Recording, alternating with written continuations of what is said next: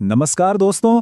चलिए आज समझते हैं उन छोटे छोटे लेकिन बहुत पावरफुल शब्दों को जो वाक्यों को आपस में जोड़कर उन्हें एक मतलब देते हैं।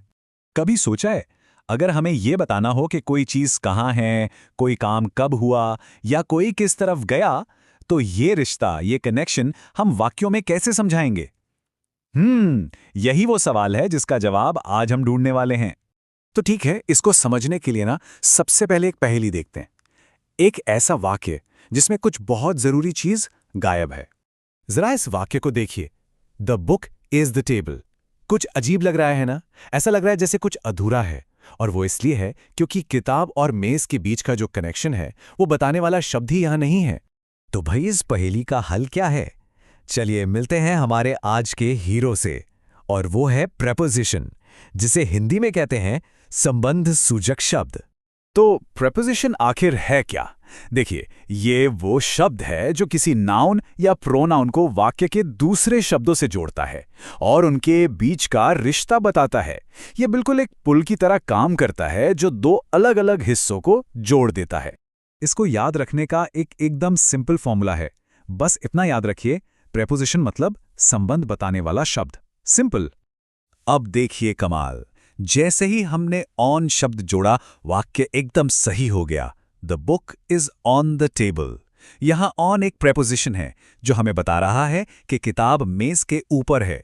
देखा, इसने किताब और मेज का रिश्ता बिल्कुल साफ कर दिया। तो एक प्रेपोजिशन हमें बताता क्या क्या है? असल में ये कुछ बहुत जरूरी सवालों के जवाब देता है, जैसे कि कोई चीज कहाँ है, कोई काम कब हुआ, किस दिशा में है, या फिर किसके साथ हैं। चलिए, अब जब हम ये समझ गए हैं कि प्रेपोजिशंस क्या करते हैं, तो थोड़ा और गहराई में जाकर इनके मुख्य प्रकारों को भी देख लेते हैं। हम इन्हें इस आधार पर बांटेंगे कि ये किस सवाल का जवाब देते हैं।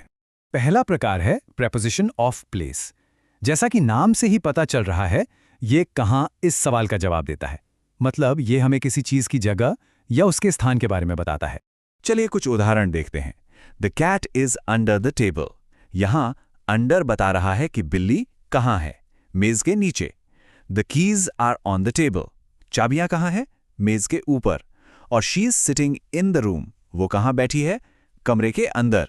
तो अंडर, ऑन, इन, ये सब जगह बता रहे हैं। हमारा दूसरा प्रकार है प्रेपोजिशन ऑफ टाइम। ये हमें कब इस सवाल का जवाब देता है। मतलब किसी काम के होने का समय या तारीख बताता है। अब समय की बात करें तो इन उदाहरणों पर गौर कीजिए। I will come at 5 p.m. यहां at एक बिल्कुल पक्का समय बता रहा है। She was born in 2000. यहां in साल बता रहा है। ये सारे शब्द समय का संबंध दिखा रहे हैं। तीसरा प्रकार है प्रेपोजिशन ऑफ डायरेक्शन। ये किधर सवाल का जवाब देता है और हमें किसी चीज की मूवमेंट या दिशा के बारे में बताता है। दिशा के लिए ये प्रेपोजिशंस कैसे काम करते हैं? जैसे he is going to school, यहां टू स्कूल की दिशा बता रहा है। या फिर the dog ran into the room, यहां इनटू न सिर्फ दिशा बल्कि कमरे के अंदर जाने की मूवमेंट भी बता रहा है। और हमारा चौथा और आखिरी प्रकार है preposition of cause slash reason. जैसा कि नाम से जाहिर है, ये हमें क्यों का जवाब देते हैं, यानी किसी काम के होने का कारण बताते हैं। जैसे कि he is crying because of pain. वो क्यों रो रहा है? दर्द की वजह से। तो यहां बिकॉज ऑफ कारण बता रहा है। एक और उदाहरण, she is happy due to success. वो क्यों खुश है? सफलता के कारण। तो यहां ड्यू टू कारण बता रहा है। बहुत बढ़िया। अब हम इस विश्लेषण के सबसे जरूरी हिस्से पर आ गए हैं। चलिए अब कुछ गोल्डन रूल्स देखते हैं, कुछ ऐसी जरूरी बातें जिन्हें याद रखना बहुत जरूरी है। तो 3 सबसे जरूरी बातें।